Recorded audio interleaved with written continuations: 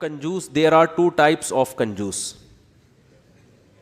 یہ there are to type بہت جگہوں پہ میرے بیان میں آج کل آ رہا ہے, اس سے یاد رہ جاتا ہے. انگلش میں کنجوس کو کیا کہتے ہیں؟ مائزر. اردو میں کیا کہتے ہیں؟ کنجوس.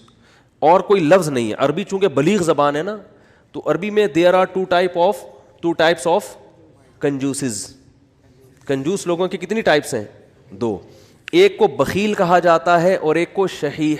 شین حلوے والی ہے, پھر حلوے والی ہے. یہ آسانی سے سمجھ میں آتی ہے. حلوے والی ہے آسانی سے سمجھ میں آ جاتی ہے نا. ہاں بولتا تو سمجھ میں نہیں آ رہا ہوتا. اس کو کہتے ہیں شحیح.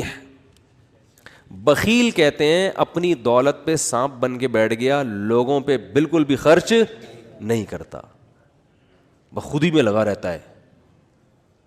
کنجوس شحیح یعنی شح کہتے ہیں کم بخت اپنے اوپر بھی خرچ نہ کر رہا ہو, ہے بھائی. ایک تو ہوتا ہے نا پبلک کے لیے سخی نہیں ہے, سارا بچا بچا کے خود ہی کھاتا رہتا ہے. جیسے وہ ایک کنجوس باپ تھا. یہ کس سے جو پہلے سے بیان سن رہے ہیں انہوں نے بہت دفعہ سن لیے ہوں گے, نئے نئے لوگ آتے ہیں تو سنانے میں کوئی حرج نہیں ہے. عرب میں نا باپ دادا کی شاعری پہ فخر کا رواج بہت زیادہ تھا. باپ دادا کی شاعری پہ فخر کہ میرے ابا ایسے, وہ کہتے ہیں میرے ابا ایسے. تو ایک شاعر نے اپنے باپ کی سخاوت شاعری میں بیان کی اور مقابلہ جیت گیا کہ میرے ابا ایسے سخی, میرے ابا ایسے سخی, کبھی دسترخوان نہیں لپیٹا گیا ان کا, اور دیگ ہمیشہ چولہوں پہ جلتی رہتی تھی, اور لوگوں کا تانتا ایسی شاعری کی ہے کہ مقابلہ جیت گیا بھائی. ایک دن ایک بندہ اس کے گھر میں ملنے کے لیے آیا تو دیکھا کہ اس کا جو ابا ہے نا, جس کی سخاوت بیان کر کے یہ مقابلہ جیتا تھا, اس ابا کو دیکھا کہ بکری کے تھن سے منہ لگا کے دودھ پی رہا ہے. ٹھیک. اس نے بولا یار یہ آپ کے ابا کیا کر رہے ہیں؟ اس نے کہا اصل میں ابا میرے جو ہے نا, یہ جب گلاس میں دودھ نکالیں گے تو دھار کی آواز سن کے بچے آ جائیں گے دودھ مانگنے. اپنے ہی بچے ابا کے, دوسرے بھائی ہیں ان کے. تو میرے ابا کو یہ پسند نہیں ہے کہ یہ دودھ بچے پئیں, اس لیے بچوں کو آواز نہ جائے تو ڈائریکٹ تھنوں سے دودھ لگا کے پئیں.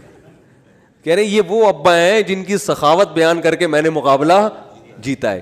لیکن یہ ابا بخیل تھا, شحیح نہیں تھا. اپنے اوپر تو خرچ کر رہا ہے نا کہ چلو بچوں پہ نہیں کھلا رہا, کم بخت خود ہی پی رہا ہے سارا دودھ. وہ دیسی گھی والا بھی سنانا پڑے گا یار, کیا کرے یار.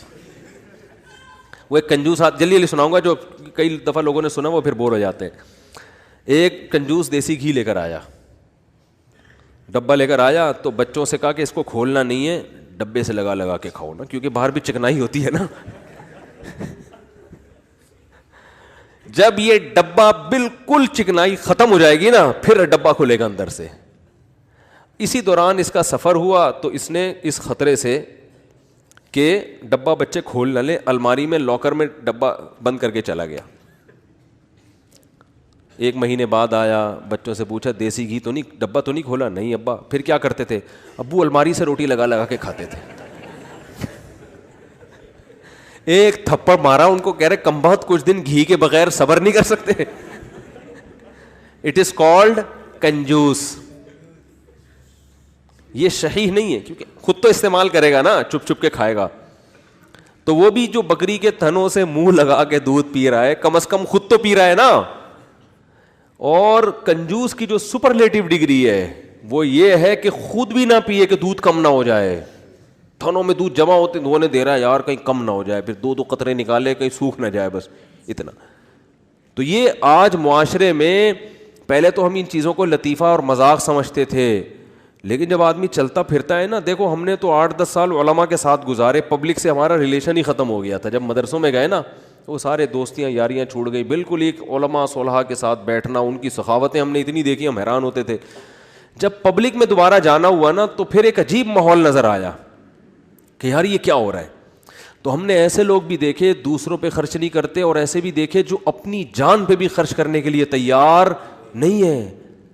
بچاؤ بچاؤ بچاؤ بچاؤ. بھائی تو خرید لے گاڑی یار, کیا جا رہا ہے, اچھی گاڑی میں گھوم لے بھائی. تو اچھے لوگ بھی ملتے ہیں. ایک صاحب کا وزن ذرا زیادہ تھا, وہ گاڑی میں 2 سیٹیں بک کراتے تھے جب بھی بس میں جانا ہوتا نا.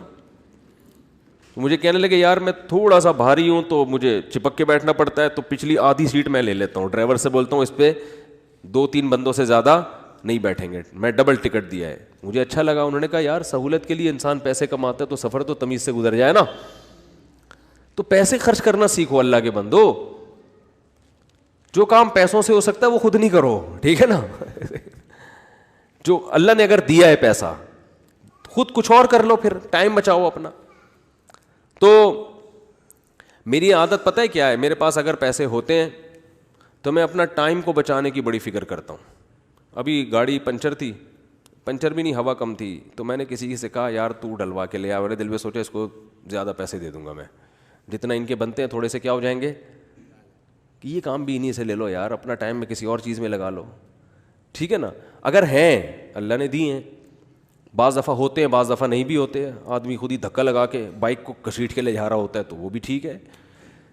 تو جب ہوں تو الگ حکم ہے, جس دن جیب میں نہیں ہے تو پھر الگ حکم ہے.